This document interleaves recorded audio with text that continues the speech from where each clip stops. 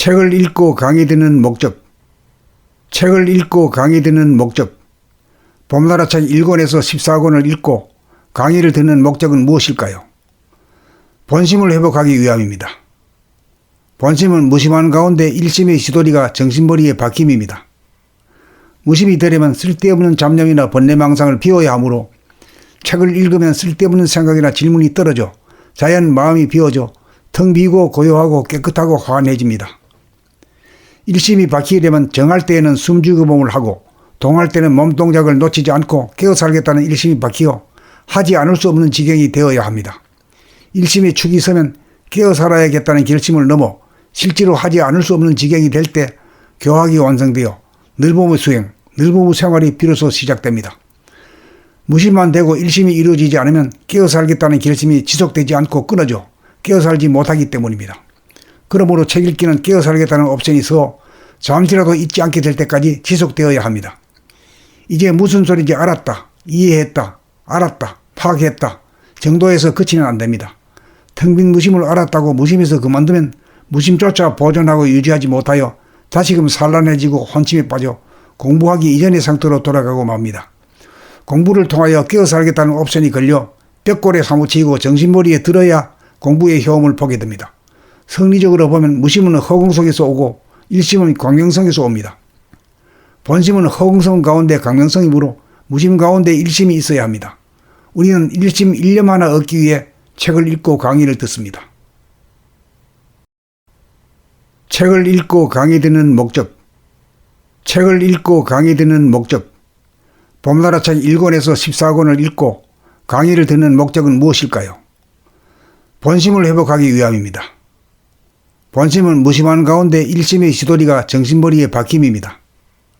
무심이 되려면 쓸데없는 잡념이나 번뇌망상을 비워야 하므로 책을 읽으면 쓸데없는 생각이나 질문이 떨어져 자연 마음이 비워져 텅 비고 고요하고 깨끗하고 환해집니다.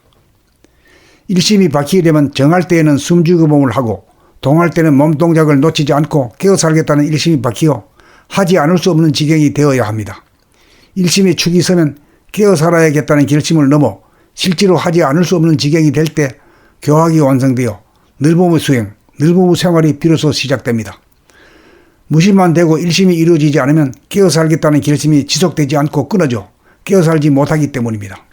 그러므로 책 읽기는 깨어 살겠다는 옵션이 서 잠시라도 잊지 않게 될 때까지 지속되어야 합니다.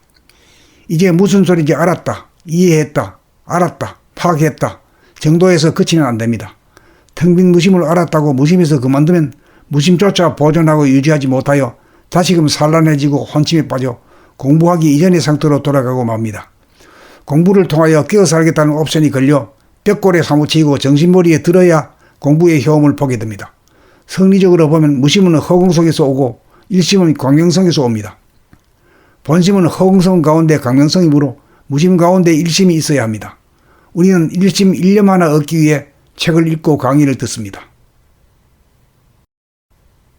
책을 읽고 강의 듣는 목적. 책을 읽고 강의 듣는 목적. 봄나라 책 1권에서 14권을 읽고 강의를 듣는 목적은 무엇일까요? 본심을 회복하기 위함입니다. 본심은 무심한 가운데 일심의 시도리가 정신머리에 박힘입니다. 무심이 되려면 쓸데없는 잡념이나 번뇌망상을 비워야 하므로 책을 읽으면 쓸데없는 생각이나 질문이 떨어져 자연 마음이 비워져 텅 비고 고요하고 깨끗하고 환해집니다. 일심이 박히려면 정할 때에는 숨죽음을 하고 동할 때는 몸동작을 놓치지 않고 깨어 살겠다는 일심이 박히어 하지 않을 수 없는 지경이 되어야 합니다. 일심의 축이 서면 깨어 살아야겠다는 결심을 넘어 실제로 하지 않을 수 없는 지경이 될 때 교학이 완성되어 늘봄의 수행, 늘봄의 생활이 비로소 시작됩니다. 무심만 되고 일심이 이루어지지 않으면 깨어 살겠다는 결심이 지속되지 않고 끊어져 깨어 살지 못하기 때문입니다. 그러므로 책 읽기는 깨어 살겠다는 옵션이 서 잠시라도 잊지 않게 될 때까지 지속되어야 합니다.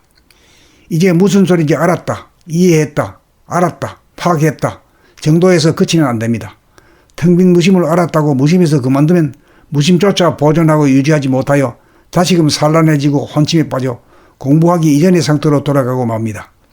공부를 통하여 깨어 살겠다는 옵션이 걸려 벽골에 사무치고 정신머리에 들어야 공부의 효험을 보게 됩니다. 성리적으로 보면 무심은 허공속에서 오고 일심은 광명성에서 옵니다. 본심은 허공성 가운데 광명성이므로 무심 가운데 일심이 있어야 합니다. 우리는 일심 일념 하나 얻기 위해 책을 읽고 강의를 듣습니다.